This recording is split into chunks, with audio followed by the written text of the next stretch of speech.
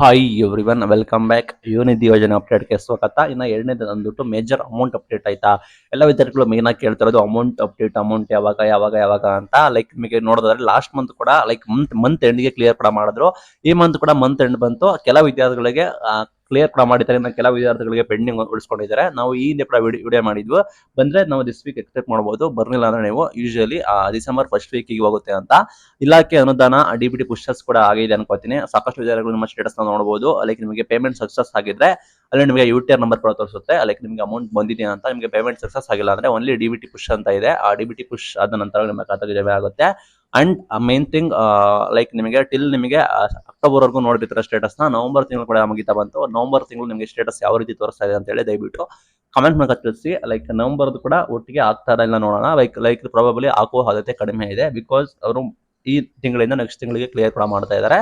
Like ನಿಮ್ಮ status ನ ನೋಡ್ಬೇಕಾಗುತ್ತೆ. DBT pushes ಆಗಿದೆಯಾ, ಲೈಕ್ ಅಮೌಂಟ್ ಸಕ್ಸಸ್ ಕೂಡ ಆಗಿದೆಯಾ ಅಥವಾ ಬ್ಲಾಂಕ್ ಆಗಿದೆಯಾ ಅಂತ ಹೇಳಿ ನೋಡ್ಬೇಕಾಗುತ್ತೆ. ಆಗ ನಮಗೆ ನಿಖರವಾದ ಮಾಹಿತಿಗಳು ನಿಮಗೆ ಗೊತ್ತಾಗುತ್ತೆ. ಲೈಕ್ ಎಕ್ಸಾಕ್ಟ್ಲಿ ಏನಾಗ್ತಾ ಇದೆ, ಅಮೌಂಟ್ ಯಾವಾಗ ಬರುತ್ತೆ ಅಥವಾ ಅಮೌಂಟ್ ಅಪ್ಡೇಟ್ ಏನಾಗ್ತಾ ಇದೆ ಅಂತ ಹೇಳಿ ನೀವು ನೋಡ್ಬೋದು. ಏನಂದ್ರೆ ಲೈಕ್ ನಿಮಗೆ ಯೂಶುವಲಿ ಯೋಜನೆ ಬಂದ್ಬಿಟ್ಟು ಫ್ರಾಂಕ್ಲಿ ಹೇಳ್ಬೇಕಂದ್ರೆ ಯುವನಿಧಿ ಯೋಜನೆ ಒಂದನೇ ಕರೆಕ್ಟ್ ಆಗಿ ಆಗ್ತಾ ಇದ್ದಾರೆ. ಬೇರೆ ಯೋಜನೆಗಳೆಲ್ಲ 3 ತಿಂಗಳು 4 ತಿಂಗಳು ಪೆಂಡಿಂಗ್ ಉಳಿಸ್ಕೊಳ್ತಾ ಇದ್ದಾರೆ.